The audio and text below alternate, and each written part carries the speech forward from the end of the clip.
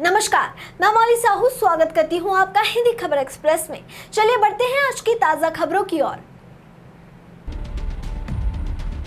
UP के बलिया पहुंचे BJP के राष्ट्रीय अध्यक्ष जेपी नड्डा ने बलिया लोकसभा के प्रत्याशी नीरज शेखर के समर्थन में जनसभा की।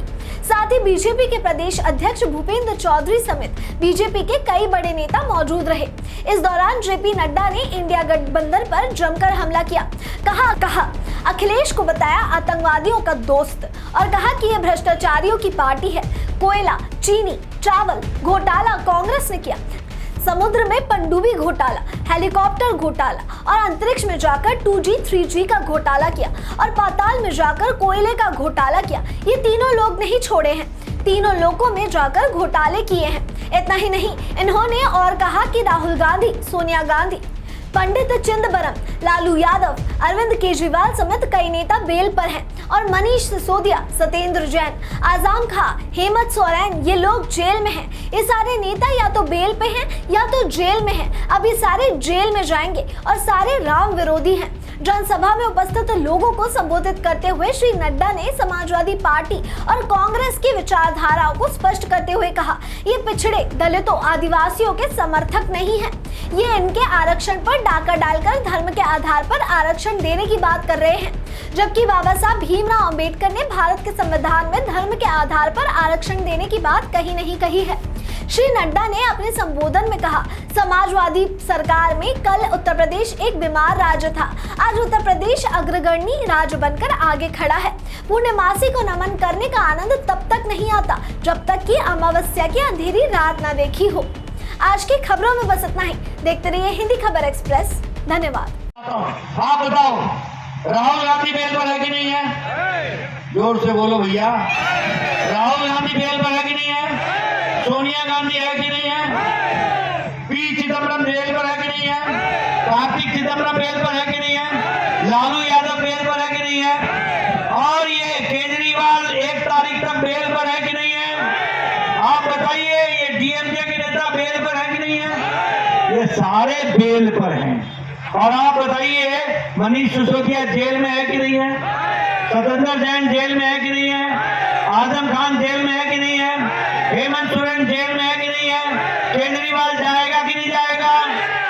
आप बताइए, ये सारे जेल में जाएंगे कि नहीं और है कि नहीं है? ये सारे नेता घमंडिया गठबंधन के या तो बेल पर है या जेल में, ऐसा इनका गठबंधन। और एक बात और मैं कहना चाहता, ये सब राम विरोधी, ये सब राम विरोधी। एक में भी हिम्मत नहीं हुई जब रामलला का प्राण प्रतिष्ठा हो रहा था तो ये घर में बैठे चुपके चुपके टीवी देख रहे थे, हिम्मत नहीं हुई। और सोनिया गांधी की सरकार क्या बोलती है? राम काल्पनिक है, एफिडेविट देती है कोर्ट में, राम काल्पनिक है, इसका ऐतिहासिक आधार नहीं है, इसका वैज्ञानिक आधार नहीं है। बोलो, राम काल्पनिक है क्या? राम काल्पनिक है क्या? तस्वीर है, ये बदलती हुई स्थिति है और इसीलिए ये हमको ध्यान में रख करके आपसे मैं ये कहने आया हूं कि मजबूत भारत की नींव मोदी जी ने रखी है और आज देश आगे चल पड़ा है। मुझसे पूर्व वक्ताओं ने बहुत सी बात की है, मैं दयाशंकर को सुन रहा था, कुछ चर्चा हमारे वीरेंद्र मस्त जी ने भी की है। मोदी जी के नेतृत्व में आज गांव, गरीब, वंचित, पीड़ित, शोषित, दलित, युवा, किसान, महिला, इनको ताकत अगर मिली है तो माननीय प्रधानमंत्री जी की नीति और कार्यक्रम के कारण मिली। मैं बताना चाहता हूं, आज बताइए, बलिया में हाईवे बन रहा है कि नहीं बन रहा है? जरा जोर से बोलो, बन रहा है कि नहीं बन रहा है? आप बताइए, गांव में पक्की सड़कें बन रही है कि नहीं बन रही है? ग्रामीण सड़क बन रही है कि नहीं बन रही है?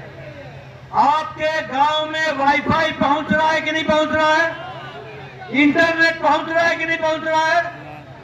प्रधानमंत्री मोदी जी ने 2 लाख पंचायत में ऑप्टिकल फाइबर बिछाया, 2 लाख पंचायत। प्रधानमंत्री मोदी जी ने 2 लाख गांव में कॉमन सर्विस सेंटर खोल दिया, कॉमन सर्विस सेंटर।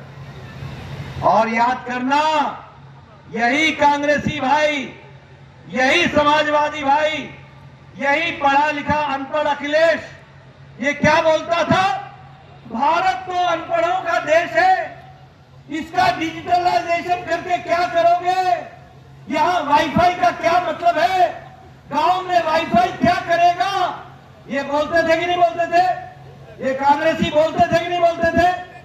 आज आपको जान करके खुशी होगी, मोदी जी ने भारत के सामर्थ्य को पहचाना। आज सब्जी वाला भी डिजिटल ट्रांजैक्शन करता है, यूपीआई से डिजिटल ट्रांजैक्शन करता है। ये बदला हुआ भारत है। जिसे तुमने अनपढ़ कहा वो तुमसे ज्यादा पढ़ा लिखा निकला। जिसको तुमने किसी काम का नहीं कहा वो आज मोदी जी के साथ कंधा से कंधा मिला करके खड़ा हो। ये बदलता भारत।